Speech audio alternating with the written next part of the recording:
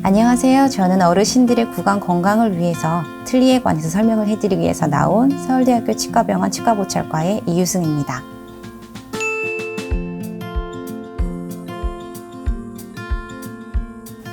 틀니는 여러 개의 치아가 상실되었을 때 치아가 없는 부분이 하나로 연결된 입안에 끼웠다 뺐다 할 수 있는 형태의 보철물을 말합니다. 이가 하나도 남아있지 않은 경우에는 완전히 잇몸 위에 얹어지는 형태의 완전 틀니를 제작하게 되고요.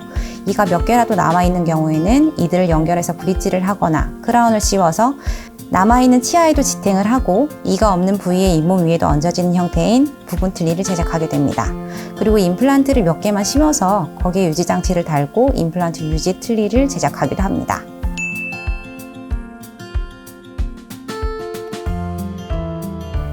틀니를 해도 예전에 치아가 남아있을 때처럼 저작 기능을 완전히 회복하기는 힘이 듭니다.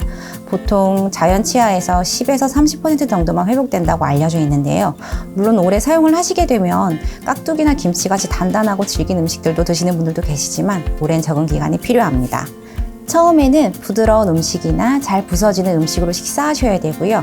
마른 오징어나 땅콩, 깍두기, 갈비처럼 단단하고 틀니에 잘 들러붙는 끈적거리는 음식은 가능하면 익숙해진 후에도 피하셔야 됩니다.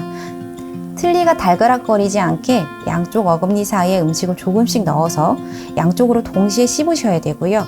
턱을 좌우로 움직이면서 씹기보다는 위아래로 움직이면서 씹으셔야 됩니다.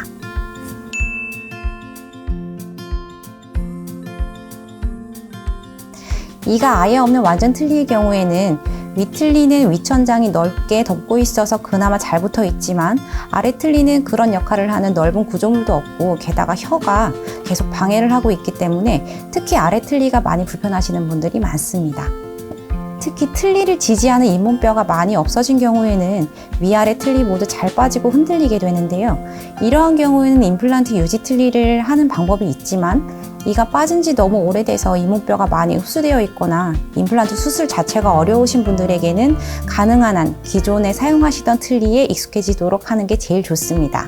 불가피한 경우에는 틀니 접착제를 사용하게 되는데요. 반드시 치과의사의 처방이 있는 경우에만 사용하셔야 됩니다.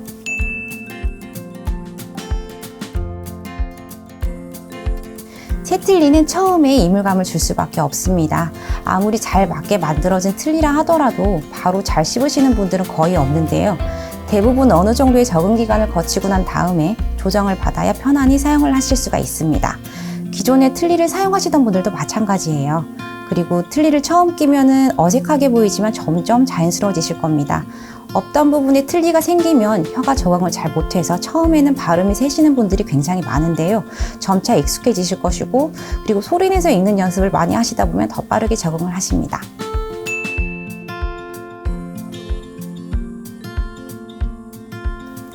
이런 이유로 치과에 내원하시는 분들의 입안을 보면은 대부분 잇몸뼈가 많이 흡수되어서 틀니를 지지할 수 있는 잇몸 상태가 아닌 분들이 많습니다. 틀니를 다시 제작을 하시더라도 이미 잇몸뼈는 그대로이기 때문에 큰 개선을 얻기는 힘이 듭니다.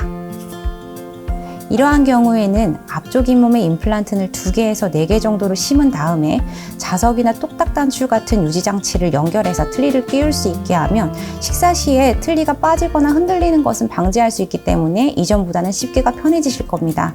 하지만 임플란트를 심으려면 어느 정도 잇몸뼈가 잘 보존되어 있는 상태여야만 가능하고요. 임플란트 틀니를 하더라도 씹는 힘 자체가 증가하는 것은 아니기 때문에 반드시 치과의사 선생님과의 상의가 필요합니다.